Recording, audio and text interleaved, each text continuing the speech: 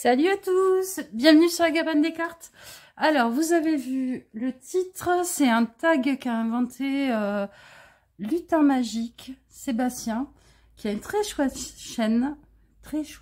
Oh, c'est pas facile à dire. Moi, je vais rajouter un petit élément. Je vais pas faire que le jeu à chaque fois selon la question. Je vais faire le jeu de tarot, l'oracle, et je vais vous faire le bouquin aussi. Je trouvais ça intéressant. Au moment de la rentrée, on a envie de faire son cartable. Et en général, son cartable il est bien lourd. C'est pour ça que les petits ont des cartables à roulettes d'ailleurs. Donc voilà. Justification complètement foireuse. Voilà, tirée par tiré par les oreilles. Non, comment on dit? Tiré par les cheveux. Voilà. Allez, on est parti. Alors, le premier intitulé, c'est la nouvelle tenue pour la rentrée. C'est le jeu le plus récent.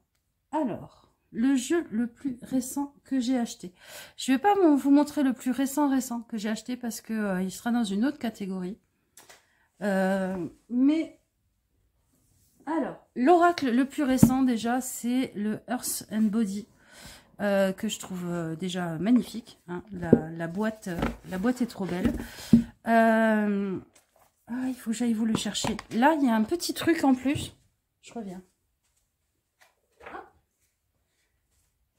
Là, en fait, il y a ça, qui est un support à carte. Vous voyez? Tchouk. Pour pouvoir mettre votre carte. Je trouve ça vachement pratique. Les cartes sont assez grandes. Je vous montre par rapport à... Non, on a tous des mains différentes. Je vous montre par rapport à un tarot.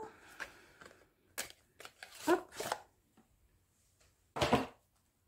Alors, par rapport à un Rider-Waite normal, on est... Voilà. On est un peu plus grand. Moi, j'aime bien ce format de carte assez étroit quand même. Les illustrations. Hop là. Les illustrations sont comme ça. Très nature, très saisonnier. Hein, de toute façon, c'est normal. Je trouve les mots les mots-clés très bien choisis. À chaque fois, ça va super bien avec l'élément. Il y en a... Combien il y en a? 52. Ouais, il y a 52 cartes. Alors, il n'y a pas vraiment de dos, parce que le dos, à chaque fois, c'est la petite phrase qui va avec la carte. Bon, après, c'est pas hyper gênant, hein, on les bat comme ça, on lit pas les cartes. Hein. Et alors, dans le bouquin, elle propose, en fait, de tirer une carte par semaine. Ouais, c'est ça, 52 weeks of well-being inspired by nature. Pour nous accompagner tout au long de l'année. Et sinon, il y a une intention, une leçon qui va avec la carte, avec l'élément. Il y a un rituel et une réflexion. Je trouve que pour faire du journaling, pour faire un travail sur soi et tout ça, c'est super chouette. Moi, c'est un oracle que j'utilise déjà sur mon hôtel. Je trouve hyper intéressant. La qualité du carton est top. Assez épaisse. Elles sont mates. Elles n'ont pas de vernis. Moi, j'aime bien le bruit qu'elles font. Je vais essayer de vous le faire entendre.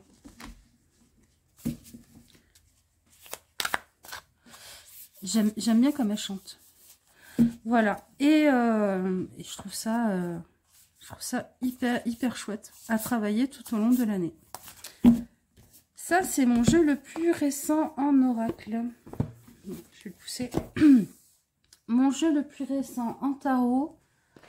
Un des derniers que je me suis acheté, c'est celui-là. C'est le véritable tarot de Marseille de Chris Sadar, qui est quelqu'un qui a écrit beaucoup de bouquins sur les tarots dans les années 90-2000. C'est à Marseille. Le dos est très chouette, je trouve. Son but était de retrouver des éléments du tarot perdu, un peu comme a fait Jodorowsky. Il est joli. J'aime bien la présence du noir dans ce jeu. Je trouve que le noir est un vrai noir, contrairement à pas mal de tarots. Et ça apporte une dimension en plus. Est-ce que le livret est hyper intéressant? Oui, il est intéressant. Après, il n'est pas poussé... il n'est pas poussé comme un bouquin, hein, mais c'est un monsieur qui a écrit beaucoup de livres, donc vous pouvez toujours aller chercher. Vous voyez, c'est assez basique. Après, c'est sa vision du tarot de Marseille qui peut être intéressante. Le gros défaut que je trouve à ce jeu, c'est la qualité des cartes. Parce que déjà, je les trouve assez fines. Vous voyez, je trouve que le vernis choisi dessus fait qu'elles ont du mal à glisser des fois.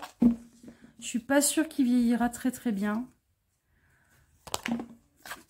Voilà, c'est un jeu où franchement j'ai été assez déçue de la qualité quand il est arrivé, mais c'est un Marseille assez intéressant.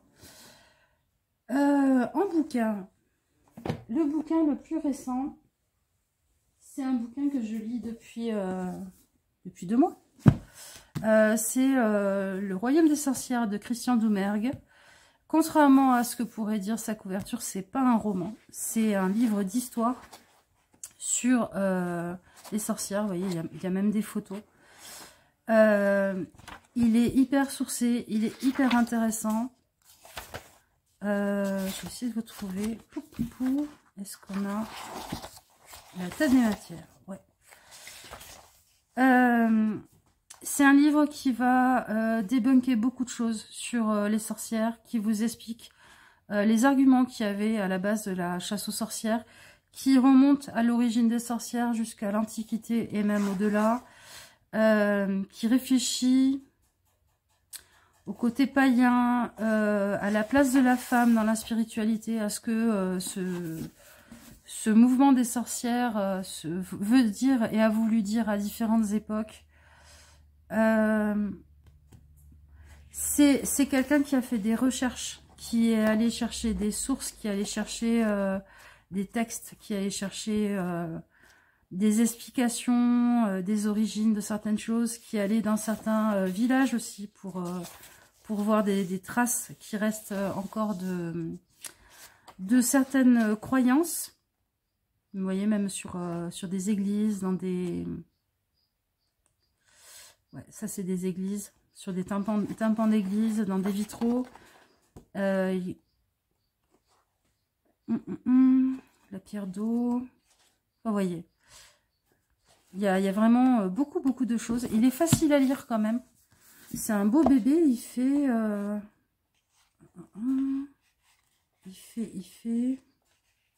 482 pages. Il y a une sacrée bibliographie. Si vous voulez ensuite avoir des choses à creuser qui vous intéressent le plus. Enfin voilà, un très bon bouquin que je prends le temps de lire parce que j'essaye vraiment d'assimiler tout ce qu'il explique dedans. Deuxième catégorie, le jeu ou les jeux agenda qui ne me quittent jamais mon sac. Alors, moi quand je pars en voyage, je sais pas pourquoi, j'embarque toujours le même tarot. J'embarque tout le temps le Goumibir. Parce que déjà la boîte, hein, la boîte en métal qui fait que ça peut se prendre des coups et tout, ça ne bougera pas. Parce que le format petit, hyper pratique. Les cartes sont d'une qualité incroyable. Hein, c'est du US Games, donc ça glisse, ça vieillit bien, ça saute bien. Et puis il est original, il est rigolo ce tarot. C'est un tarot avec des nounours en gomme, des bonbons nounours. C'est un rider, il est facile à lire. Voilà. En voyage, moi j'ai pas envie de me prendre la tête, ou même si je vais dans une salle d'attente ou quoi, j'ai pas envie de faire des tirages trop méta. J'ai envie d'une réponse rapide et simple et concise à une question. Et je trouve que ce petit tarot est vraiment super pour ça. Et puis il y a des cartes, franchement, elles me font trop rire, quoi. Voilà pour le tarot, le Goumibir. L'oracle. L'oracle qui ne quitte pas mon sac. Alors, vu que moi, j'embarque rarement des jeux dans mes sacs quand je vais faire des courses et tout ça, ça va plus être le jeu que j'embarque en voyage. Celui que j'embarque en voyage, parce que je trouve qu'il complète bien le côté simple du Goumibir, c'est le Earth Angel, le Earth Magic. C'est un oracle qui est pas si jeune que ça. Il a combien de cartes? Il en a 48. Le livret est hyper intéressant. Bon, il est en anglais, mais je sais qu'il existe en français ce jeu. Les cartes, bref, elles font un peu kitsch, hein, on va pas se cacher. Le dos, je trouve pas que ça soit le dos le plus beau du monde. Le cardstock, franchement nickel. La taille, hop là, hop, ouais. C'est grand, mais c'est pas si grand que ça, quoi. C'est gérable en voyage sur un lit d'hôtel ou une chambre d'amis. Les cartes, moi, je trouve que son côté assez disparate me plaît bien, m'aide bien à faire des lectures. Vous voyez, on a vraiment des styles très différents. C'est basé sur des choses de la nature. Et... nouveau départ, l'émergence de quelque chose sans effort, la magie de la terre, l'instinct, la renaissance, l'innocence, être submergé, le sanctuaire, la quête de vision, la vigilance, le mouvement, la radiance, le reflet, l'appel du réveil, respirer, la sagesse des anciens, celle-là je l'aime beaucoup. La vocation, ben voilà, je le trouve très complet. Il couvre beaucoup de sujets, il est profond. Et moi, il me permet vraiment de rentrer dans les illustrations, vraiment de comprendre des énergies, de comprendre un message qu'on essaye de me transmettre. En complément d'un petit tarot assez simple. En plus, je pense que je l'embarque aussi parce que je trouve son format pratique, même dans la boîte, et assez résistant, quoi. Il y a pas mal d'oracles que j'ai où la boîte me fait un peu peur. Et celui-là, c'est un carton tellement épais que j'ai pas peur de l'abîmer. Puis en plus, c'est un cadeau. C'est une amie qui me l'a acheté en Angleterre. Et bon, le lien à cette amie me fait plaisir aussi. Quand je voyage, voilà. Pour le bouquin, l'agenda. Ah, et ben, l'agenda. L'agenda de Paroles de sorcière de 2024-2025. Si vous connaissez pas, il y a des reviews. C'est un agenda où... je ne l'ai pas encore trop rempli. Il y a plein de choses sur la magie, sur les sabbats, sur les pratiques. Il est hyper complet. Et en même temps, il n'est pas fermé à une seule vision des choses. Vous voyez, par exemple, sur la roue de l'année, on a les fêtes, les moments marquants de l'année astrologique, des sabbats, néo-païens, Wicca, tout ça, du druidisme. Donc, suivant les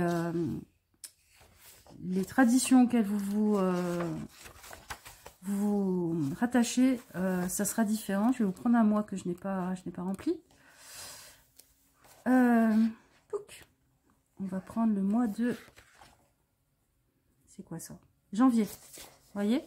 Alors, on a la petite grenouille, on a le coloriage ou l'illustration. Voilà, si vous aimez colorier, c'est super chouette. Le petit récapitulatif, la wishlist, la to-do list du mois, la roue du mois où vous pouvez remplir les états dans lesquels vous êtes senti et tout ça. Ça peut être intéressant parce que des fois on est persuadé d'avoir passé des mois terribles. Et en fait, on se rend compte que pas du tout. Il y a peut-être quelques événements qui ont rendu le mois très difficile. Ou alors, on est persuadé qu'on a la patate. Et puis, on se rend compte que il y a beaucoup de moments quand même où on marque fatigué, stressé. Voilà. À chaque fois, il y a des choses intéressantes par rapport à la période de l'année. Ça, c'est la partie agenda. Des célébrations, des précisions sur les pleines lunes, les nouvelles lunes, sur les sabbats. Cette année, il y a pas mal de choses sur les plantes. Des rituels proposés. C'est vraiment joli en plus. Des activités proposées. Vous voyez, là, on a le mood board, le bain purifiant aux herbes, le gommage purifiant. Une page pour marquer ses notes. Et on passe au mois d'après. Moi, je l'utilise aussi en bibliomancie. Parce que les petites phrases qu'il y a chaque semaine, là et là, je ne sais pas si vous voyez bien, elles tapent toujours très juste par rapport à la semaine. Je sais pas, moi, à chaque fois, je me dis, ah oui, effectivement. Puis des fois, ça tape tellement juste qu'on fait, j'aime pas trop ce que tu es en train de me dire, même si c'est très vrai. Mais par contre, par moment, moi, je vais le prendre et je vais l'ouvrir au hasard. Je vais trouver une page où il y a une phrase. Et par exemple, là, après la tempête, les nuages s'éloignent et le calme peu à peu s'installe. Prends un peu de temps pour toi. La vie est une roue éternelle qui nous fait passer par des périodes de chaos, suivies de périodes de calme et de plénitude. Parfois, il faut se battre et parfois, il faut juste ne rien faire et savourer le moment présent. Prendre soin de soi pour se régénérer. Voilà. Et ça fait mon message pour la semaine ou pour la journée ou par rapport à ce que je suis en train de réfléchir. C'est un beau bébé, hein, on ne le met pas forcément dans un sac. En plus, cette année, ça, c'est vachement bien. Elle a rajouté deux cordons. Ce que moi, d'habitude, je me faisais moi avec une réussite plus ou moins moyenne. Hein. Je trouve ça super. Voilà, pour l'agenda. Ensuite, on a le dictionnaire. Celui qui m'a apporté ou qui m'apporte beaucoup. Alors, en oracle, on a l'oracle des saisons. C'est un oracle qui m'apporte beaucoup sur la compréhension de mon fonctionnement au rythme des saisons, mon fonctionnement intérieur, par rapport à beaucoup de domaines. C'est ça que j'aime aussi beaucoup dans cet oracle. Je vais vous montrer le dos. Le cardstock est vraiment bien. Les bordures sont dorées. Bon, j'adore ces images aussi. Il y a des pratiques en plus avec un tambour, si vous voulez, dedans, qui sont vraiment intéressantes. Mais c'est un oracle moi, qui m'a fait beaucoup travailler sur mon rapport aux saisons, ma féminité, mes lignées maternelles, le couple, les relations avec les autres, le rapport au plaisir de la vie, à la sensualité, à la cuisine, le rapport au corps. Il y a beaucoup de choses que je travaille avec et il m'apporte tellement que je l'ai offert à quelqu'un et il me manquait. Il me manquait dans ma pratique, il me manquait dans mon besoin des fois d'éclaircissement et du coup je me le suis racheté. Voilà. Il n'y a pas beaucoup de jeux dans ce cas-là où on se dit, ah, celui-là quand même, j'en ai besoin. J'en ai besoin pour comprendre des choses, pour débloquer des choses. Et je l'ai même utilisé en séance, en consultation avec des gens. Et ben même quand on fait un peu du divinatoire et tout ça, il est vraiment utile. Je trouve qu'il est probant. Voilà, je ne vais pas vous montrer toutes ces cartes parce qu'il en a 54 quand même. Et alléluia, bon maintenant ils ont compris, mais le sac en coton, c'est vraiment génial quand on est quelqu'un comme moi qui ne supporte pas le toucher, même le bruit et tout, de ces espèces d'organza là, insupportables, qui nous font tout le temps. Le tarot qui m'a beaucoup apporté, qui m'apporte encore beaucoup, bon, bah, je vais pas, ça va pas être une surprise, c'est, vous voyez, il est dans le sac de l'ancien oracle des saisons, en plus. Comme quoi, j'ai un truc avec ces petits sacs violets. C'est le Shadowland. C'est le Shadowland. Je le trouve équilibré, je le trouve... bon, il va falloir que je m'en rachète un parce que là, il commence à prendre cher quand même. C'est un... Bon, elles sont pas dans ce sens. Elles sont dans ce sens. Le cardstock, en plus, il est vraiment génial. Elles sont mates. Elles sont mates, mais elles glissent bien. C'est un tarot qui, à chaque fois, me fait aller plus loin, me fait réfléchir. C'est un tarot qui, à chaque fois, amène de l'humour quand il en faut, qui amène de la profondeur quand il en faut, qui amène une autre façon de voir les choses.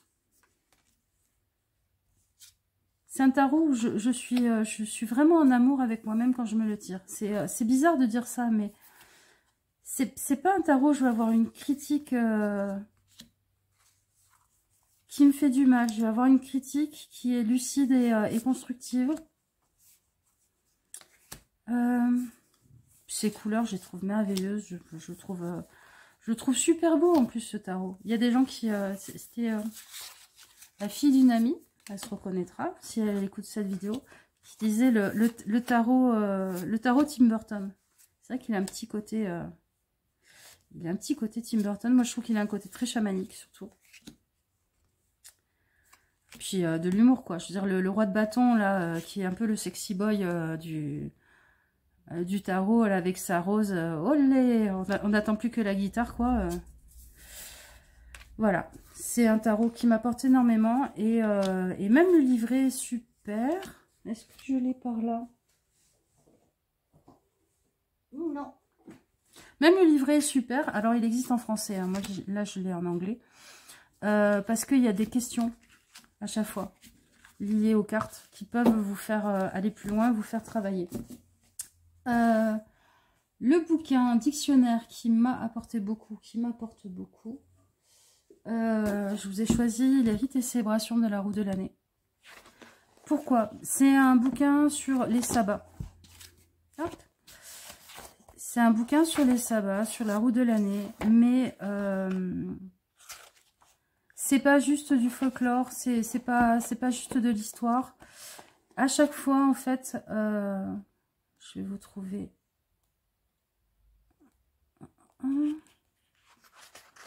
voilà, par exemple, on arrive sur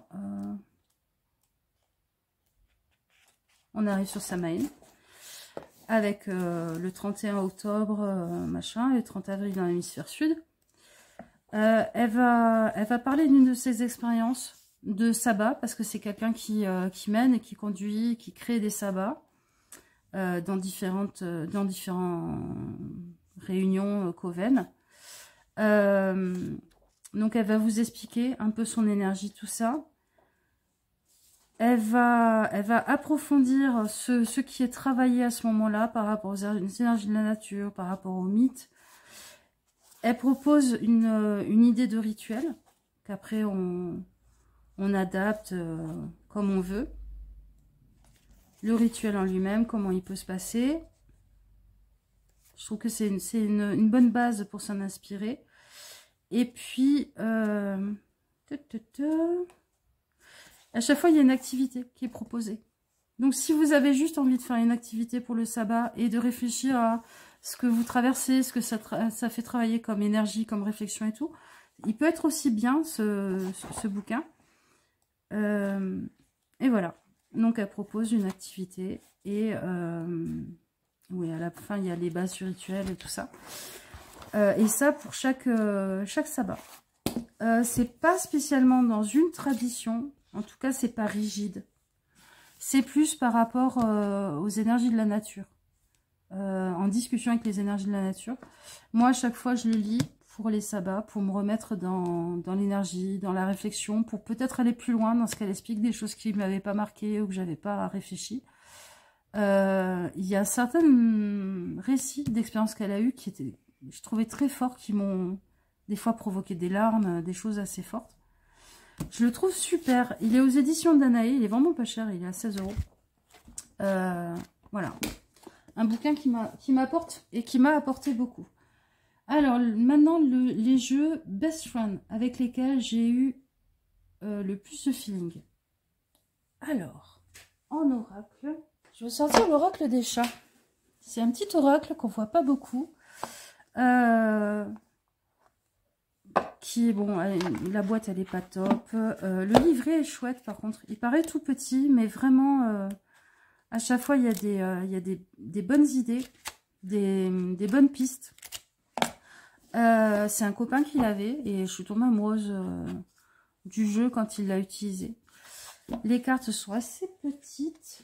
Je vais vous montrer. Vous voyez, par rapport à une carte de tarot. Le dos est avec une patoune de chat, plein de traces de miné et un côté aquarelle. Les illustrations sont très aquarelles. Puis quand on aime les chats, quand on est habitué à vivre avec des chats, on comprend bien les expressions. On comprend bien ce qui est exprimé. Vous voyez la cour là, avec la queue et tout comme ça. Cette position du corps, c'est tellement ça. L'affût, la chasse. Il y a pas mal de cartes. Je le trouve bien pour tout. Je le trouve bien pour de la guidance. Je le trouve bien pour la divination. Pour comprendre dans quelle dynamique on est soi-même, dans quelle dynamique sont les autres. Je le trouve beau aussi. Je le trouve très très beau. La toilette, regardez ça. Il n'est pas trop beau. Puis vraiment, la position des corps, de la queue et tout est hyper respectée. Et quand on a des minets, on est habitué à décrypter tous ces... L'apathie, là, quand ils sont couchés comme des... Hein, comme des cacas, comme des merdes. La douceur, l'attente, la boîte. Il fallait une boîte, hein, un oracle chat. Le seau, le don quand il vous ramène une souris, une feuille morte ou n'importe quoi. Il y a combien de cartes? Poupou, il y en a 42. Il est pas cher en plus, vraiment ce petit jeu est très sympa par Nathalie Thomas. Édité chez Elébor. Je connais pas plus que ça. Mais ouais, c'est un de mes besties, c'est un de mes best friends que je sors peut-être pas assez souvent en ce moment. Le tarot qui est un de mes best friends, à part le Shadowland. Un de mes bons potos, c'est le tarot du chercheur de la vérité. Du chercheur de vérité. Le tarot du chercheur de vérité. C'est un tarot assez ancien, je vais vous montrer la boîte. Hop, boîte Mastoc. Assez ancienne. Je ne sais plus à quelle époque ils ont fait ça, mais il y a le livre que j'ai pas lu, j'avoue. Faudrait que je lise parce que je pense qu'il est bien fait. Mais c'est vrai que je l'ai pas lu. Ça sent bon. C'est un jeu, bon, j'y tiens aussi parce que c'est ma maman qui me l'a offert. Elle me l'a trouvé sur un vide-grenier et franchement, j'adore. Il est pas mal basé, alors c'est un mélange entre un Marseille et un Tot. Les couleurs, je les trouve super belles. Et je sais pas, on est copains tous les deux. On est copains, c'est fluide. J'aime la façon dont les choses sont illustrées. J'aime ce côté un peu vintage. Ouais. Je sais pas. Je sais pas ce que vous en pensez, vous. Les personnages font très années 90, hein, on est d'accord. Mais, je sais pas, je trouve les couleurs vibrantes. Je le trouve simple, mais pas simpliste. Je trouve que ça peut être une bonne approche pour un début de travail avec des tarots moins illustrés de personnages que le Rider.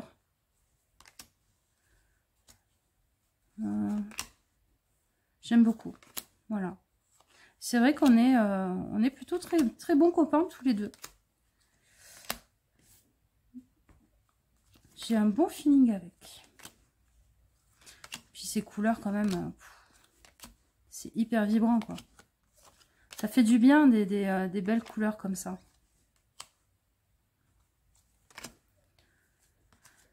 Voilà, le tarot où on est plutôt très bons copains.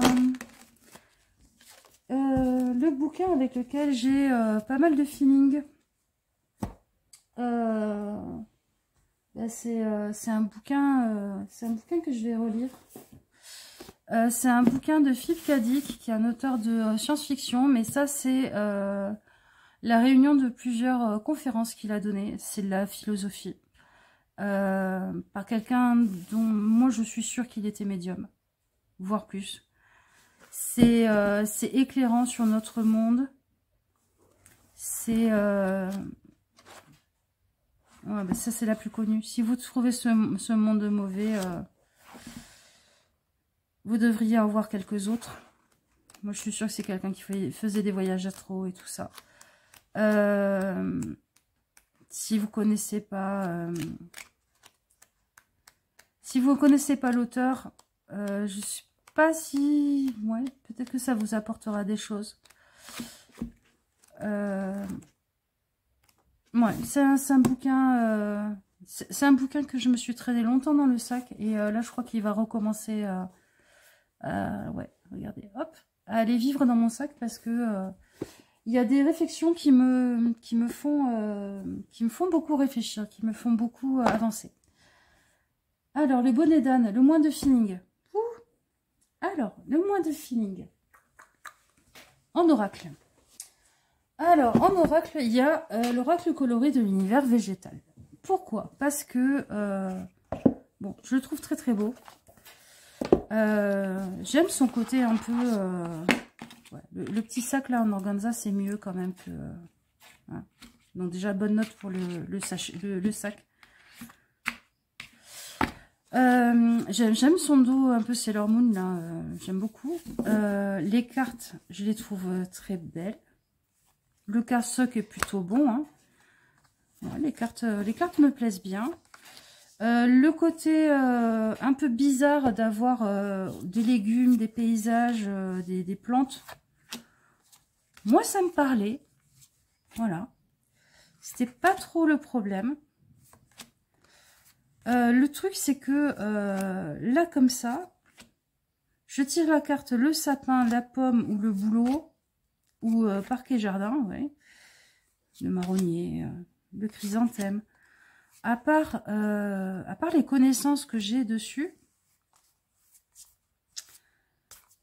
il n'est pas utilisable comme ça. Et moi, j'aime bien les jeux que je peux utiliser avec ou sans livret.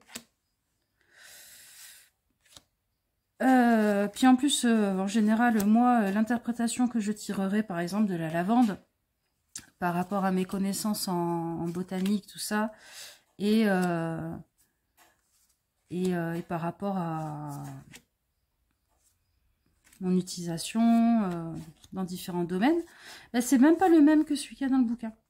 Donc si vraiment je veux l'utiliser en tant que lui, je suis obligée d'aller chercher dans le livre. Alors, j'adore les cartes. J'adore le nombre de cartes qu'il y a.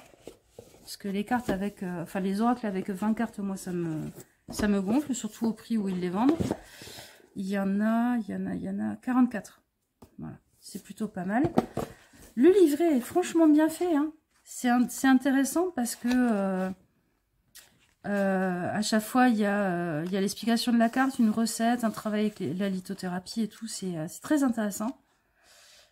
Mots à clé associés, couleurs, parce qu'il y a un travail avec les couleurs, c'est aussi ça qui m'intéressait. Le message, la recette, le chakra, la pierre de litho. C'est super. Mais c'est vrai que j'ai tendance à pas le sortir parce que ça m'agace de me dire qu'il va falloir que j'aille chercher dans le livret. Alors que il y en a d'autres où aller chercher dans le livret, ça me dérange pas. Ouais. je sais pas, ça n'a pas accroché. Pour une raison ou pour une autre, alors que vraiment, c'est totalement mon domaine. Le bonnet d'âne en tarot, c'est celui-là, le dernier que j'ai acheté. Il y en a qui vont pas être d'accord, mais... C'est le Man's Eyes Tarot. Hop, je vais pousser ça un peu. Pourquoi? Alors, c'est un jeu US Games. Le livret est super épais. Je suis pas... Bon, déjà, le livret. L'image en très grand. Alors, à moins que vous vouliez les mettre dans des cadres, je vois pas trop l'utilité. Ça, c'est tout ce qu'on a sur le 6 de coupe. Voilà. Et pour les majeurs, c'est pareil. Hein. C'est pas spécialement parce que c'est les mineurs. C'est tout ce que vous aurez. Le livret est super épais. On ne sait pas pourquoi. À part augmenter le prix. Je suis un peu en colère. Hein. Et les cartes. Alors. Le format. Très bien. Le dos ne me dérange pas. La bordure. Ouais, c'est joli. Elle est bien brillante pour du doré. Très très bien. Je pense qu'elle tiendra pas super longtemps. Mais bon. La qualité, c'est du linen. Moi j'aime bien. Ça fait des cartes très souples, très résistantes. Franchement, j'aime bien. Là où je suis pas contente, c'est que on a une artiste qui s'est cassé la tête à faire des illustrations à la main, je suppose, qui sont super belles. Et je sais pas, il y a un truc. Pourquoi ça ressort aussi fadasse les couleurs? Pourquoi je sais pas, soit ça a été mal cadré, soit le... comment on appelle ça? L'étalonnage couleur a été mal fait. Je trouve... regardez là, on dirait qu'il y a un filtre marron dégueulasse sur l'image. On dirait qu'elle est sale la carte. Alors je suis sûre que... il y avait quelque chose à faire quoi. Il y a une super belle base à ce jeu. Alors je trouve quand même beau, je vais quand même l'utiliser, mais... je trouve que le boulot de l'éditeur a pas été fait. Que c'est un peu un gâchis. Alors c'est peut-être moi qui pinaille, qui est pas contente pour certaines choses, mais... non, j'étais pas contente et j'étais déçue quand je l'ai ouvert. Voilà, honnêtement, je m'attendais à beaucoup mieux. Il y a quelque chose qui va pas. Je pense que le problème n'est pas le matériau de base. Je pense que l'art de l'artiste n'est vraiment pas le problème. C'est pour ça que j'utiliserai quand même, parce que j'aime beaucoup son art, parce que j'ai beaucoup de respect pour le travail que ça représente, de dessiner 78 lames comme ça, avec une réflexion en plus, hein, parce que les lames sont pas... il y a un sens, il y a quelque chose derrière, à chaque fois. Mais je suis pas contente de US Game, qui en général fait quand même des choses pas trop mal. Là c'est niveau des jeux Scarabeo d'il y a 10 ans, qui faisaient n'importe quoi dans l'édition, dans le cadrage. Voilà, je suis pas contente, le bonnet d'âne en bouquin. Est-ce que j'en ai pris un? Si j'en ai un. Ouh, je vais vous le chercher. Ou celui-là aussi, on va se le faire. Alors, tarot et trame énergétique. Les 22 souffles et l'empreinte universelle. Le titre, super alléchant. Le dos, hyper intéressant. Hein. On nous promet nous enseigner comment explorer notre être en nous connectant à l'information universelle avec les 22 souffles. Ok, l'embryogenèse de l'univers. Un rapport avec les lettres hébraïques, les formes géométriques, de l'énergétique, et puis un travail un peu alchimique aussi avec les 5 éléments. Ok, sur le papier, ça donne très envie. Au final, alors le début déjà, c'est un bloubi-boulga de plein de choses. On passe d'un truc à un autre, des fois c'est hyper difficile à suivre. C'est une juxtaposition de différentes choses dans différentes cultures qui sont même pas approfondies, pas vraiment expliquées. Au niveau de la géométrie sacrée, on tombe très vite dans des principes d'addition numérique et tout qui sont pas expliqués non plus. C'est-à-dire, je pense que même les choses qui pouvaient être intéressantes, c'est pas pédagogue. Et ensuite, moi, je pensais avoir peut-être des protocoles énergétiques, des choses à travailler. Alors, on va prendre l'empereur. On a le symbolisme, selon lui, selon eux. Ils sont deux auteurs. Les mots-clés, vus par la geste. Voilà. On vous explique un peu ce que c'est la geste. En ostéopathie, il est en lien avec le marteau. Qu'est-ce que ça veut dire? À moins que vous soyez ostéopathe, vous ne le saurez pas. La valeur arithmétique 4. Pourquoi? On ne sait pas non plus. La valeur géométrique hexagone. Ok, très bien. Bon, à la limite, ça vous intéresse. Et alors, après, on arrive sur ce qui est censé être du protocole et qui en fait est des listes. Voilà. Qui est des listes. C'est des listes. C'est inutilisable. C'est illisible. La pensée de l'auteur, le pourquoi du comment n'est même pas vraiment bien développé au début du livre. Je sais que c'est quelqu'un qui, dans certains milieux, est très reconnu. Je sais que c'est quelqu'un qui a eu des résultats très intéressants dans certains travaux. Gérard Attias. Je suis profondément déçue. Voilà. Donc, bonnet d'âne. À moins de l'utiliser en bibliomancie, comme ça, vous fermez les yeux, et vous, hop, il est temps de prendre en compte, hein. Ok. Mais sinon, c'est pas agréable à lire, c'est pas vraiment facile à utiliser. Je suis même pas sûre vraiment de... Voilà. J'ai rien d'autre à dire. Bref. Alors, ensuite, on a la pause récré qui me détend et m'aide à penser à autre chose. Alors, l'oracle qui me détend et qui m'aide à penser à autre chose, qui est une récréation, c'est My First Magic Oracle, qui est un oracle normalement pour les enfants. Boîte aimantée. Il y a combien de cartes? 42. C'est Rockpool qui a fait ça. C'est un petit jeu. Bon, alors, il y a le petit livret si vous voulez. Ouais. Je pense que le livret, il est vachement bien quand vous l'utilisez avec un enfant. Ça peut être assez intéressant. Il est en anglais, hein, bien sûr. Le dos, je le trouve trop mignon, trop beau. Les cartes sont plutôt épaisses, sont de bonne qualité. Bon, il est verni. Et, je sais pas, moi, il me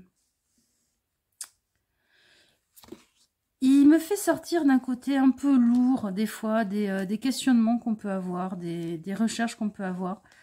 Il y a un côté enfantin, il y a un côté joyeux, il y a... Ouais, et puis il y a certaines illustrations qui me plaisent énormément, comme cette chouette, Croix dans la magie de la vie. La petite fourmi qui porte une grosse fleur où il y a marqué fais de ton mieux. Sens-toi protégé avec le loup. Bois de l'eau. Ça, c'est vachement bien pour les gens qui canalisent. Bois de l'eau. Respire. Dire merci. Aller dehors. Embrasse tes émotions. Enfin, voilà. Parle gentiment aux gens. Fais un câlin à quelqu'un. Joue avec tes amis. On revient à des choses plus simples, quoi. Plus basiques. Accepte ta sensibilité.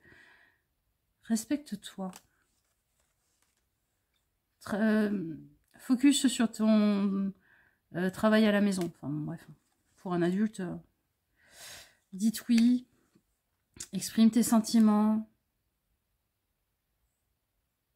Donne quelque chose. Fais un vœu. Regardez. Make a wish. Suis ton cœur. Sois paisible. Enfin, prône la paix, quoi. Tombe amoureux de quelque chose, fais quelque chose de calme. Ouais, c'est une bonne pause récré. C'est une bonne façon...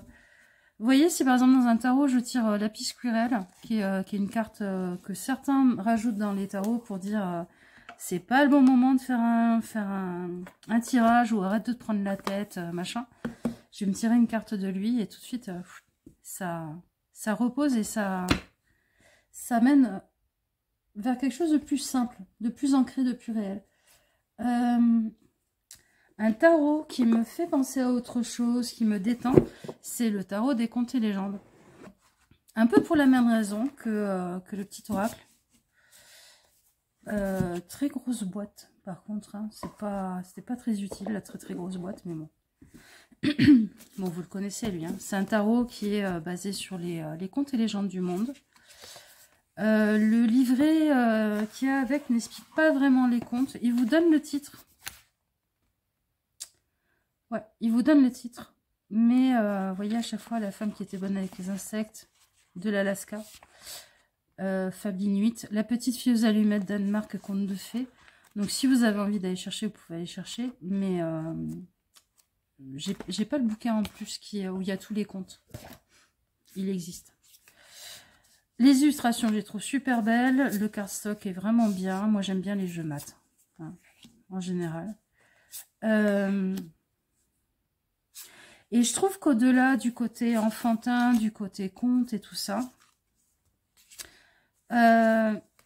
il pousse aussi à regarder les choses sous un autre angle. Vu qu'on change de culture, on change d'époque aussi, assez souvent. Je trouve qu'il nous dit, regarde les choses un peu sous un autre angle. Le 10 de bâton est magnifique. J'adore cette carte. Il n'est pas cucu, en plus, contrairement à ce qu'on pourrait croire. Moi, je le trouve pas cucu du tout. Je trouve... Il y a un petit côté enfantin dans les illustrations, mais dans le bon sens. Enfantin, mais pas infantilisant. Puis il y a autant des hommes que des femmes. Enfin, voilà. Oh, cette étoile. Oh, je crois que c'est une de mes cartes d'étoiles préférées. Je la trouve tellement belle. En plus, on retrouve des contes qu'on aime bien. Enfin, moi, j'aime bien l'histoire avec les frères qui sont transformés en cygnes. Il y a du Baba Yaga. Il y a... Ouais, c'est le 8 de denier. Avec ses frères qui sont transformés en cygnes. Voilà. Il y a des choses japonaises. Il y a des choses un peu de tous les pays. Et je trouve que aller prendre l'angle de vue sur une énergie, une problématique. Ça, c'est Viking. Vous voyez, avec... ça doit être Fenrir. Le loup Fenrir. De l'Inde. Donc, je disais, ouais, allez voir les choses sous un angle un peu différent au niveau culturel, au niveau historique, au niveau dynamique dans le conte. À quoi ça a servi? Parce que chaque élément dans un conte de fées a une utilité. Soit va apprendre quelque chose au héros, soit va le challenger. C'est très intéressant. Regardez. Ceux qui connaissent la déesse de l'eau. Là, on a Arthur. Enfin, voilà. Je trouve que vraiment, il est super, ce tarot. Et alors, la pause récré au niveau bouquin. J'en ai deux à vous montrer. C'est deux beaux livres. Alors, le premier, c'est un que j'ai depuis que je suis ado et que j'adore. C'est Les Fées de Brian Froud. Il est gigantesque. Hein. Il est vraiment immense. Ceux qui connaissent Brian Froud, c'est un des illustrateurs les plus connus sur les fées. Avec Alan Lee. Je vais essayer de vous montrer des illustrations. Voilà, ça vous devez connaître. Ils ont des têtes un peu bizarres. Ils ont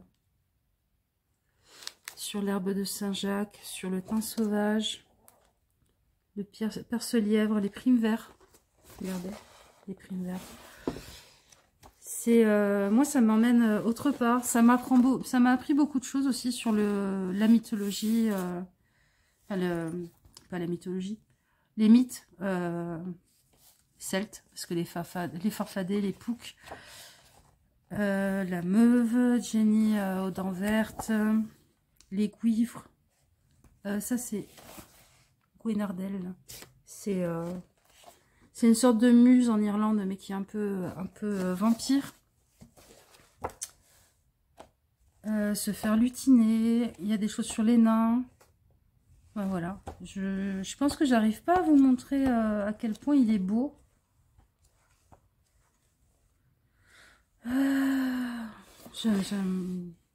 Ça m'a tellement nourri quand j'étais petite et ça continue à me nourrir. C'était un cadeau de ma maman et je pense que c'est un des plus chouettes cadeaux qu'elle m'ait fait quand j'étais petite. Ah oui, puis on a la légende de Tamerlane. On a Thomas le Rimeur, qui est un texte assez important, et puis on a la légende de Tamerlane, qui est important dans le travail avec Ridwan. Voilà. Le deuxième, on change pas de thématique, que je me suis offert moi quand j'avais 20 ans. C'est l'univers féerique d'Olivier Ledroit. Alors ceux qui connaissent Olivier Ledroit, ceux qui connaissent pas, c'est un dessinateur de bande dessinée français ou belge, je sais plus, qui a fait des choses un peu noires et sur les faits. Il s'est lâché et je vais vous dire, je l'aime tellement que j'ai certaines de ses illustrations en grand, en tableau chez moi, dans ma chambre. Là, c'est sur les chevaliers. Là, on a Titania, qui est la reine des fées. On a un troll qui est magnifique. Alors, celle-là, je l'ai d'illustration, mais parce que elle était dans une revue de jeux de rôle. Et j'y tiens énormément à ce poster. Vous voyez, on a plein de petites fées.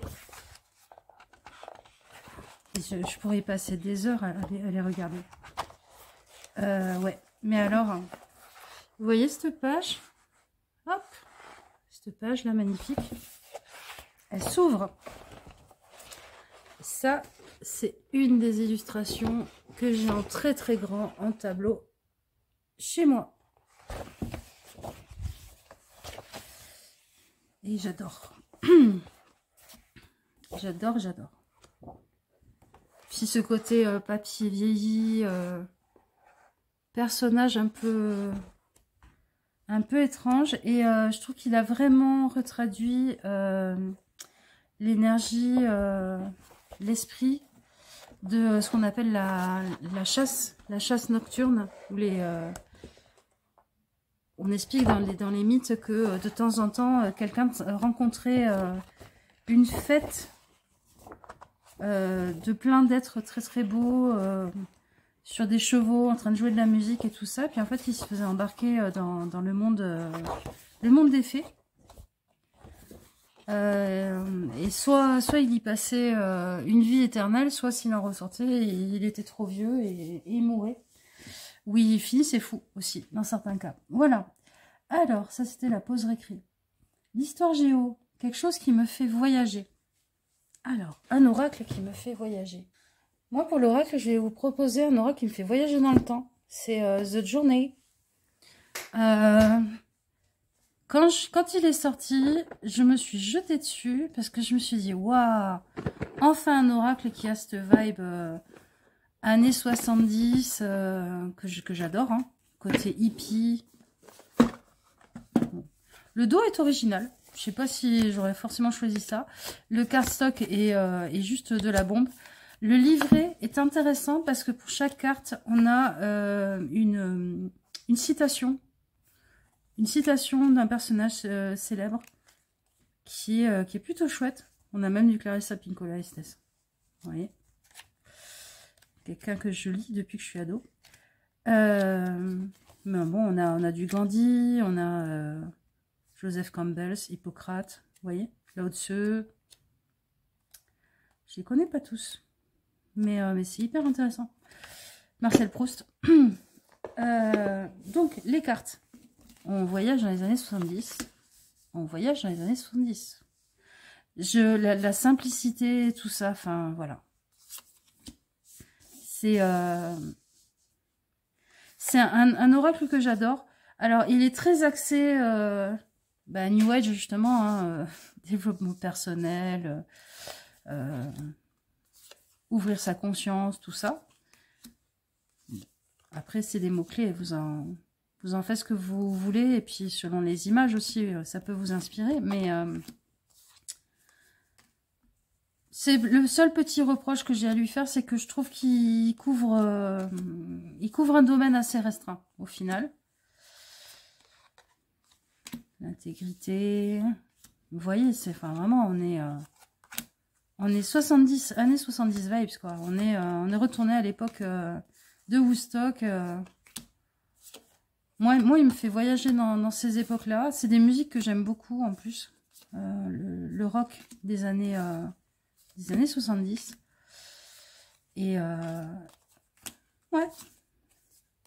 Je me sens avec un bandeau à fleurs et des lunettes en forme de cœur rose.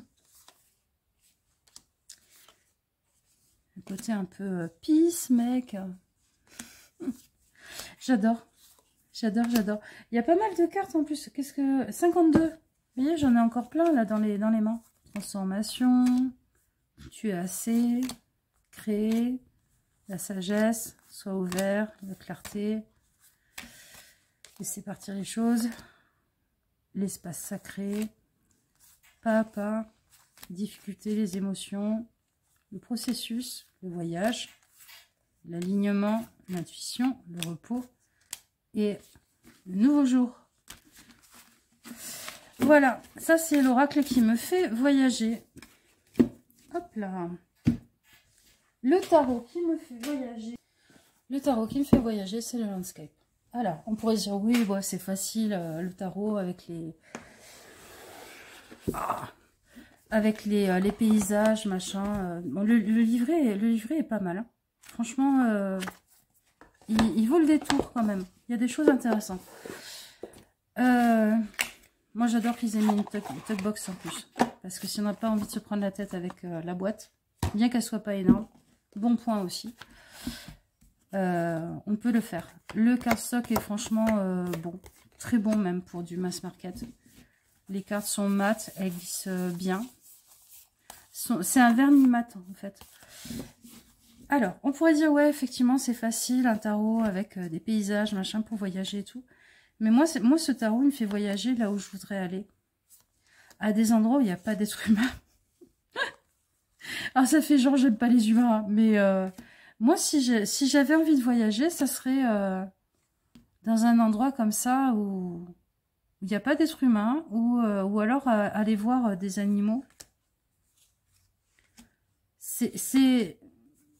Bon, à part la carte de l'empereur, c'est des endroits où j'aimerais aller. Et où je vais un petit peu quand je me tire les cartes. Donc, c'est une fenêtre sur le monde. C'est... Ouais, c'est un voyage. Même dans l'espace, vous voyez, avec la route fortune. Je sais pas, moi, ça me provoque une grande respiration, une grande...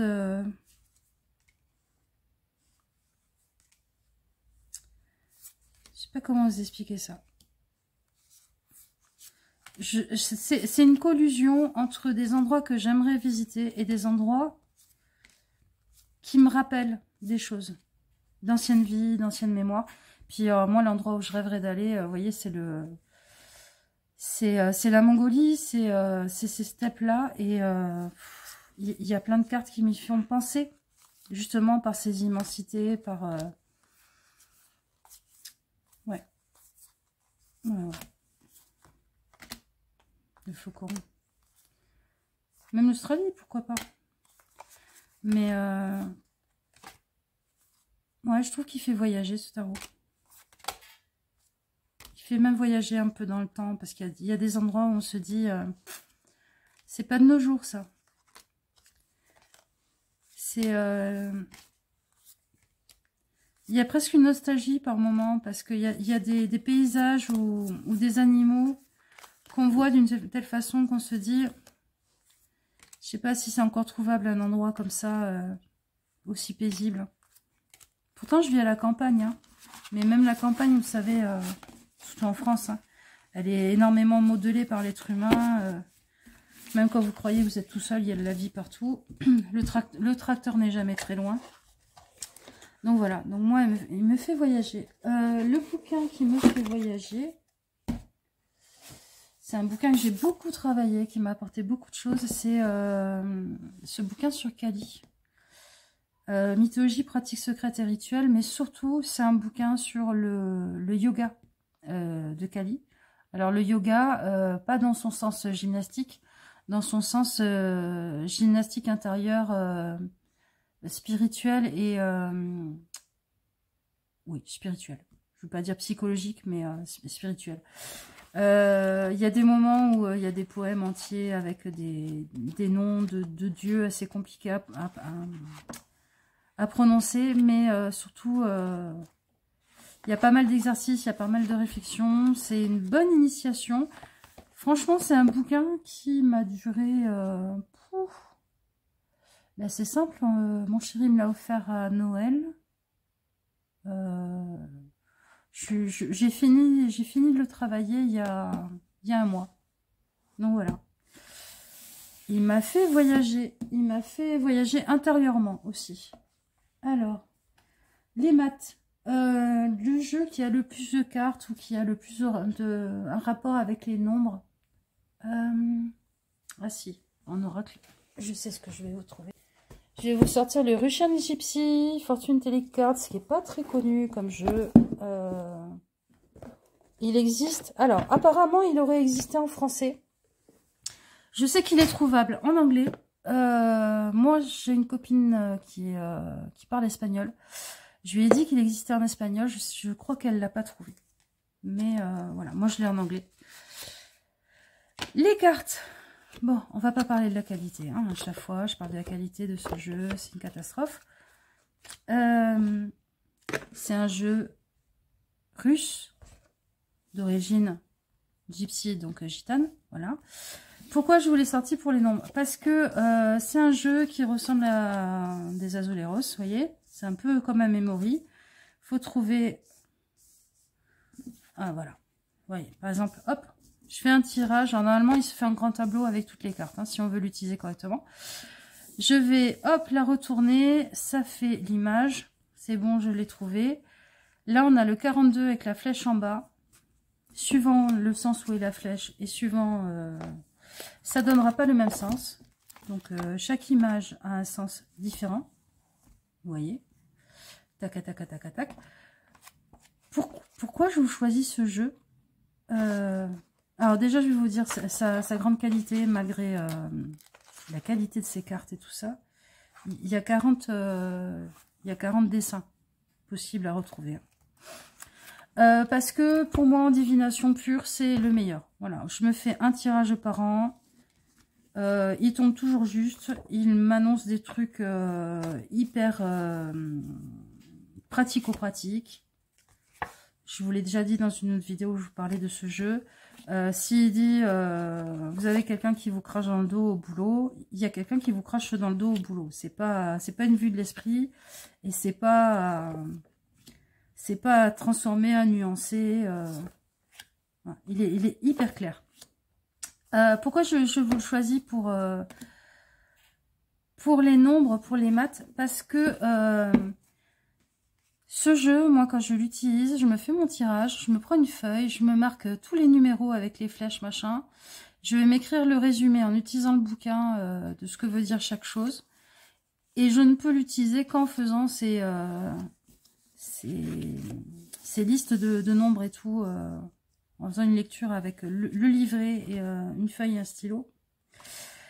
Et du coup, j'ai des listes de vieux tirages comme ça, qui traînent à gauche, à droite, dans des bouquins, en marque-page, avec... il y a une liste avec marqué... bah, j'en ai pas là-dedans. Ah non, je les ai virés. J'en laisse souvent dans le petit bouquin d'accompagnement, enfin le petit bouquin. Hein, il fait son poids et... donc voilà. Donc c'est une trace numérique de mes tirages qui traînent souvent. Vous voyez là, on a l'ours. Voilà pour l'oracle. Pour le tarot. Un tarot qui travaille avec les nombres. Bah, je vous sors un bon tarot de Marseille, hein, mon préféré, le Claude Burdel. Pourquoi? Parce que si je veux faire de la numérologie avec le tarot, si je veux faire un travail de compréhension basé sur pourquoi tel arcane est à tel endroit, qu'est-ce qu'il veut dire par rapport à la précédente et la suivante au niveau numérologie et tout ça, c'est avec un tarot de Marseille que je vais le faire. Je suis désolée, j'apprécie le Waite pour sa simplicité, j'apprécie le Waite pour son côté plus psychologique, on va dire. Mais pour aller dans les forces brutes présentes dans un tarot, pour aller sur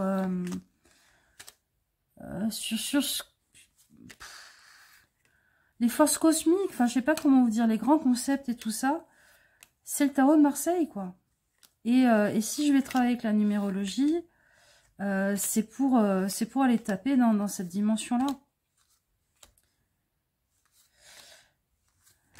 Et puis pourquoi le Burdel? Parce que j'aime ses couleurs, parce que ces personnages ont des chouettes têtes, contrairement à...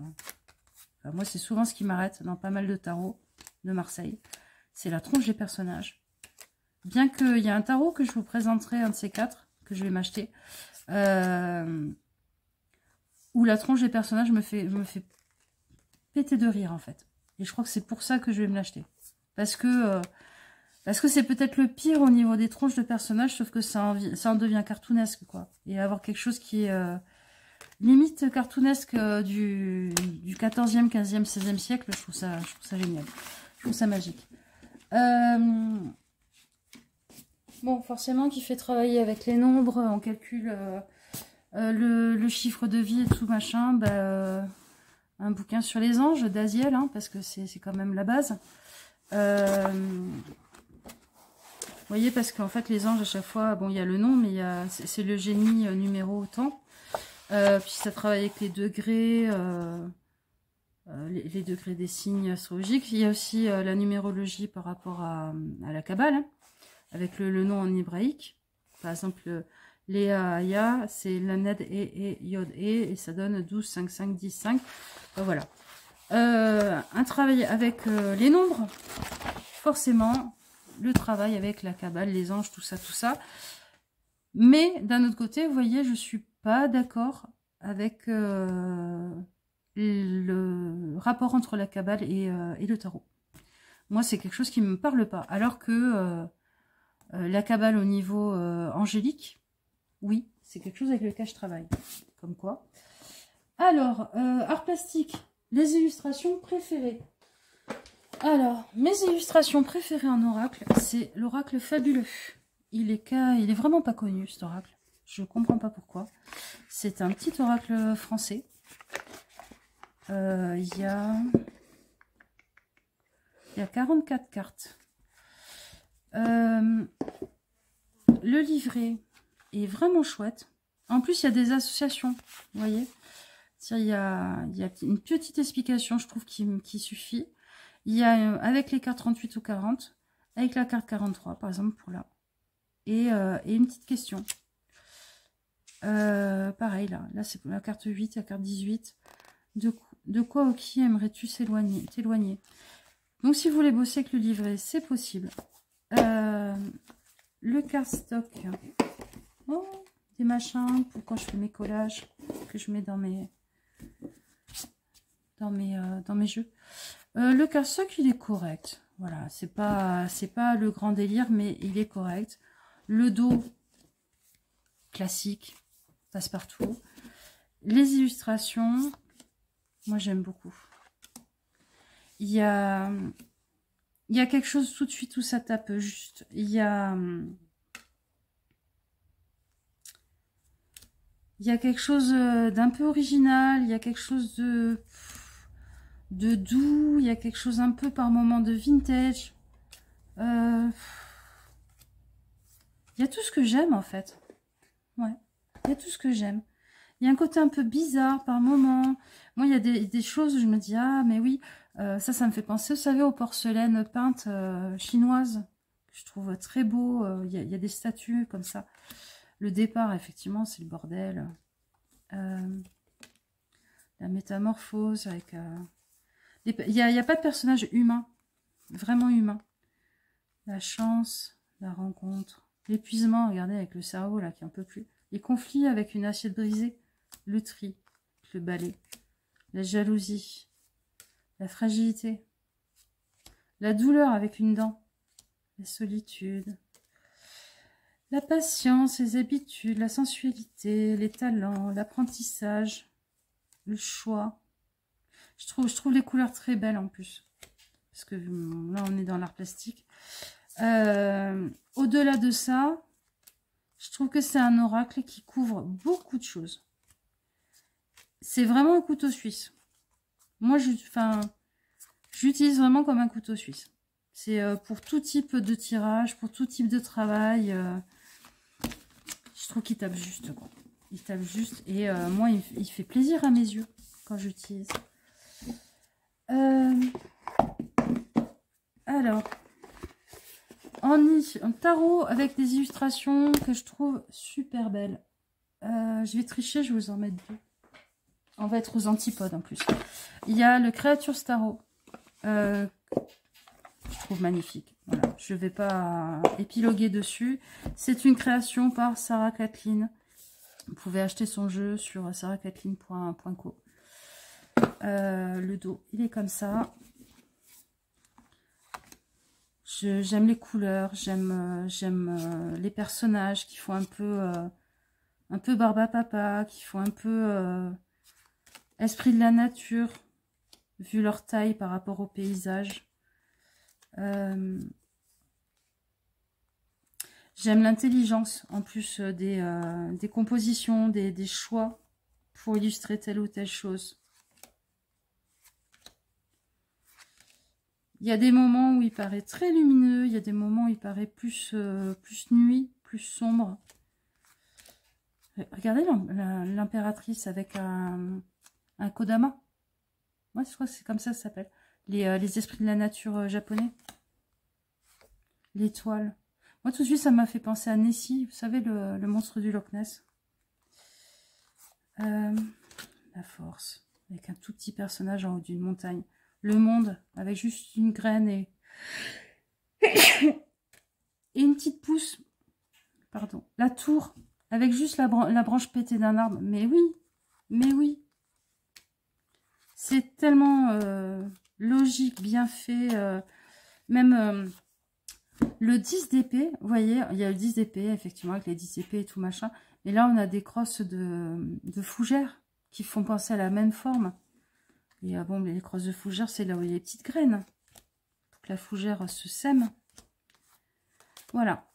Donc, le tarot qui me plaît plus. Pour le visuel. Et puis pour le sens aussi. Ce qui enlève rien. La lune. Regardez. Petit personnage sur la lune. La reine de Pentacle. Elle est pas trop géniale, ce reine de Pentacle, avec les cerisiers en fleurs. Le pendu. Bah ouais. Un peu tout seul là. J'ai l'impression, vous savez, d'entendre les oiseaux là le soir. Ouais, je suis un peu tout seul, les mecs. Je le trouve vraiment chouette. Chevalier d'épée. Si Tata Yena passe par là. C'est sa carte préférée. 7 de pentacle. Ouais, il y en a qui sont un peu plus traditionnels. Ouais, les 2 de coupe. Le chariot. Regardez le chariot avec l'escargot. Mais c'est... Oh, je trouve ça trop génial. Bon, bref, voilà. L'autre tarot que je trouve beau, je vais choisir pour les arts plastiques. Ça compensera le bouquin parce que en fait les bouquins que j'aurais pu vous présenter dans le beau et tout ça, ben, je l'ai fait avec les deux bouquins sur les fées. Donc l'autre tarot que moi je trouve très chouette, c'est le Beauty of Horror, qui est basé sur les films d'horreur. C'est du linen, donc ça paraît très très souple, très léger, mais en fait c'est une qualité, c'est hyper résistant.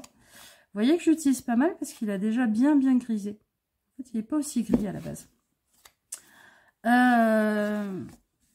C'est une esthétique de comics. C'est une esthétique basée sur les vieux films d'horreur.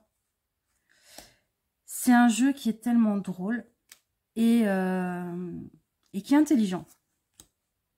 Mais vraiment qui est intelligent. Si vous aimez travailler le tarot, si vous aimez approfondir le tarot, le chevalier de pentacle avec le flic zombie, je trouve ça magique.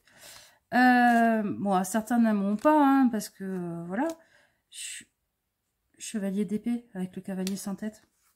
Je trouve que c'est un tarot qui est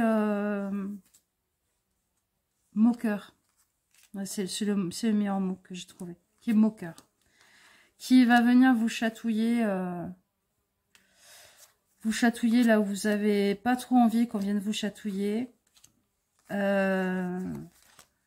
C'est un tarot qui va vous parler du mauvais côté, entre guillemets, de toutes les arcanes.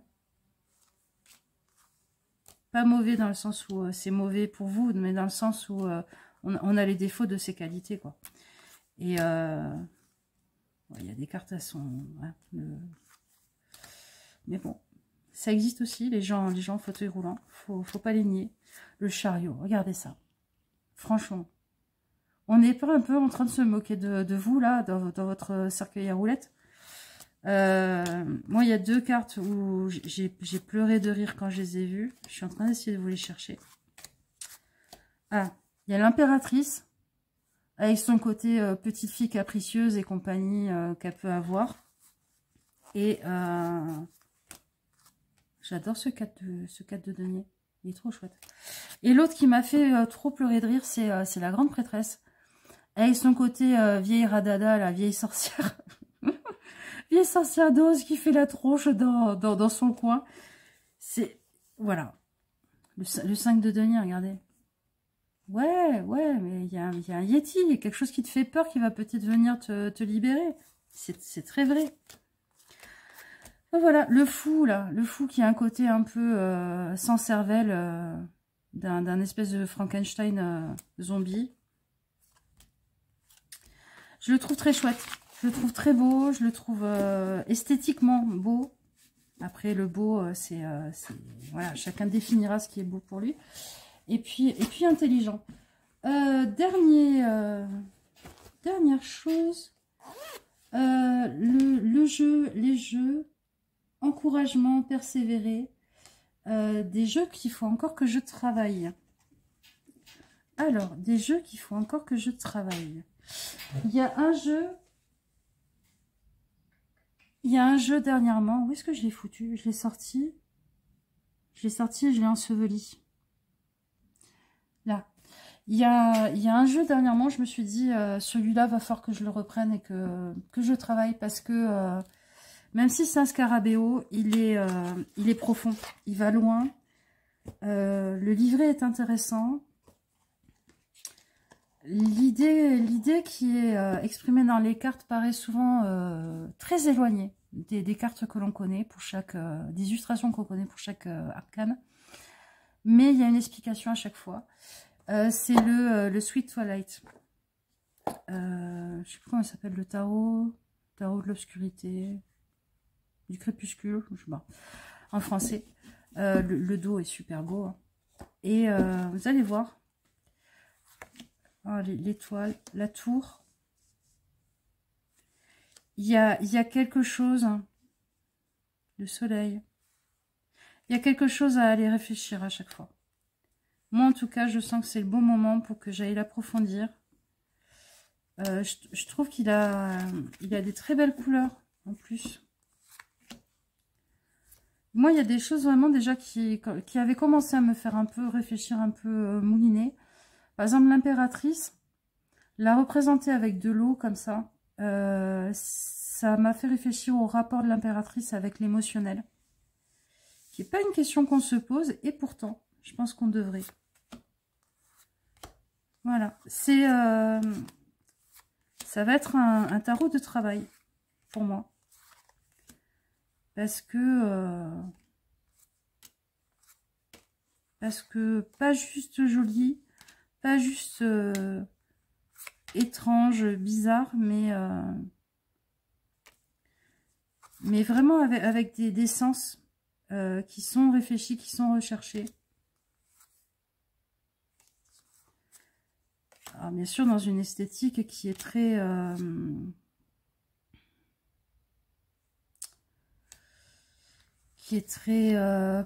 comment on pourrait dire, surréaliste, peut-être par moment. Faut aimer. Mais regardez ce fou.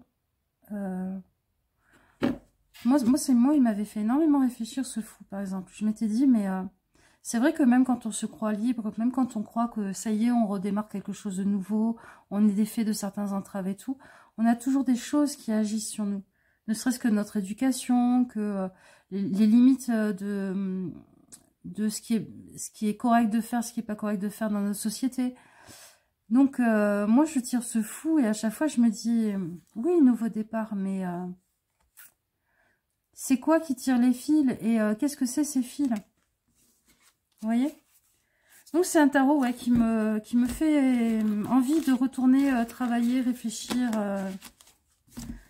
Étonnamment, c'est un scarabéo. Étonnamment, c'est pas un jeu super cher. C'est pas un jeu qu'on croirait être plus recherché que ça. Et si, et si. Si. D'ailleurs, c'est un tarot que certains trouvent très difficile. Parce qu'un peu cryptique quand on le prend comme ça. L'oracle. L'oracle que je vais travailler un peu plus... c'est l'oracle du soleil.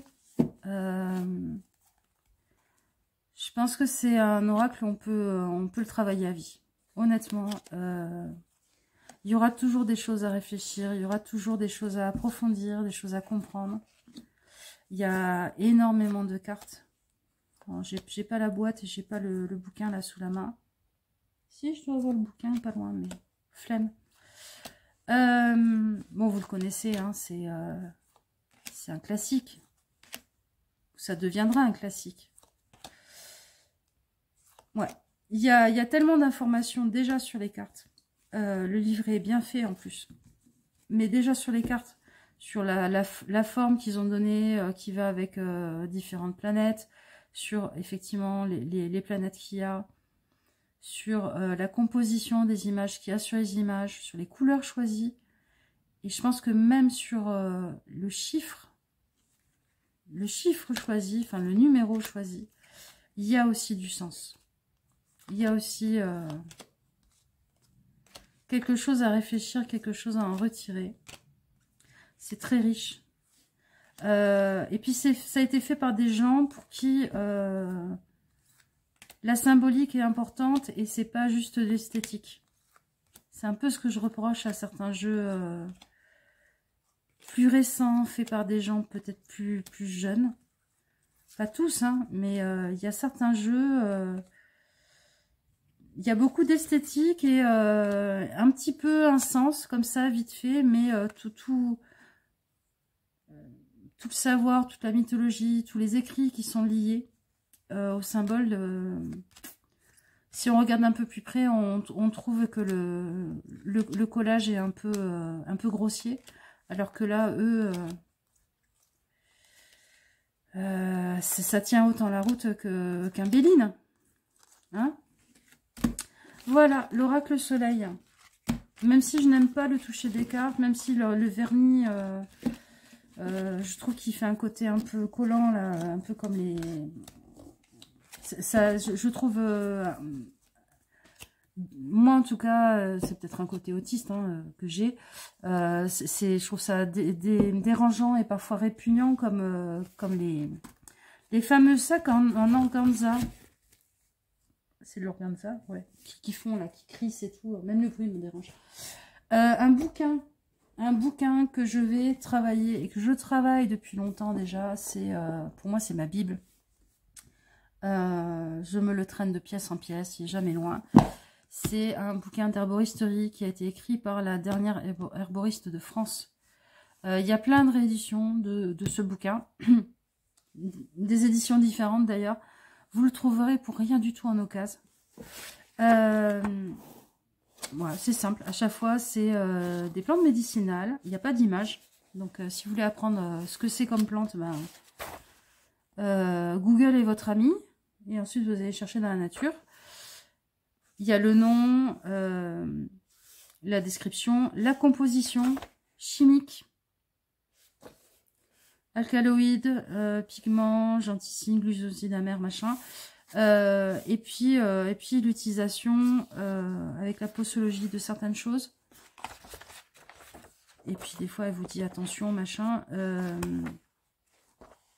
Voilà, c'est ma Bible. C'est je dois connaître à peu près par cœur un quart du bouquin, mais je vais continuer à le bosser. Je vous mets, pour ceux qui sont intéressés, les plantes. Donc vous faites pause et vous voyez s'il y a toutes les plantes que vous voudriez dans ce bouquin. Si vous êtes calé dans ce domaine ou s'il vous passionne. Voilà les copains, j'ai fini cette vidéo que je voulais faire courte mais qui finalement sera longue. Je vous fais des gros bisous et je vous dis à une prochaine fois. Ciao ciao.